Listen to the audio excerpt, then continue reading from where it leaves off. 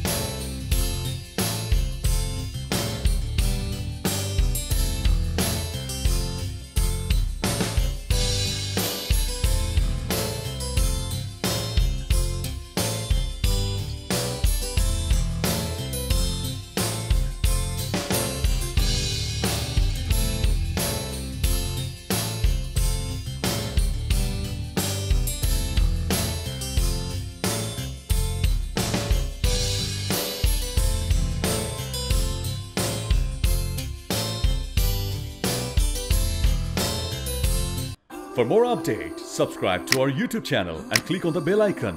Follow us on Facebook and Instagram.